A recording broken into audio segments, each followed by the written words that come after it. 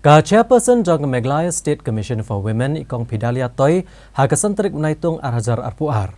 Ilalit ikendo yo Menteri Korbari Kejela bala kemen remboi ban ai jengmut nagbenta ban penklan ye kejing toket akabayday bat kejing sya thombor ki kentai bat kilong kemie hakane Kejela. Ka Meghalaya State Commission for Women hagadorkas kabala ayo Menteri Sarkar kalapen pau bah kejing ni jureb ya ka thanat pulet ki kentai ha ke district East Khasi Hills.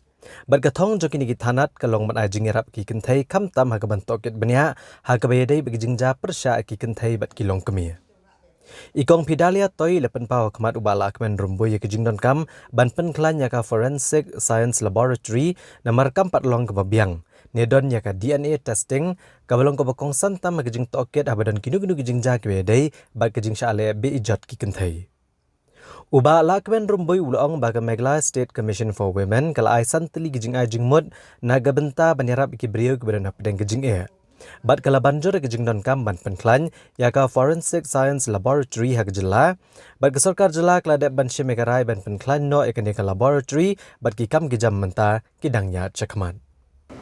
Now I is chairperson jangka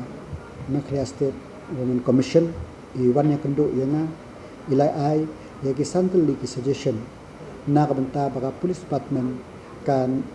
le khnang bakan yarap ya ki breu ki ba don ka distress lene ki don gunung no kijing e ha ka ba ki le kendo ya ki pulit half shop police station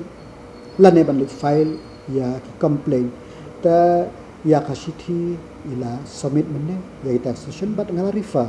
ya kita ki suggestion jong i sya po ka home police ban study ban pan report na po ka police headquarter yo kita ki ba kila suggest fu yo ki le bala trekam leparu namla ban ong ban comment ya menta te ka we na ka ba ka dan kam tam ka lamba ka ba ki stress ba ka ne ka ban penklan ya kana forensic laboratory hapo jangka state Meghalaya jungi bat nga ya kan ni ni nak yang state nila rahi ban penklan bat ka proses kadang ya syakmat kenang ba hakanu no ka kam ka bakidon kine ki jing e nginum ke bak dang ka tukat ne ngin kam ban refer Shabar state ma ban refer Shabar state teng ka compromise no ya ka evidence yo kala ban compromise no ya ki syaki sabut te ngiran kami ya ka bangila ban le khang ban strengthen ya ka forensic laboratory jongi khang ba kumang umane ba kinu ki bala ban le kin la ban le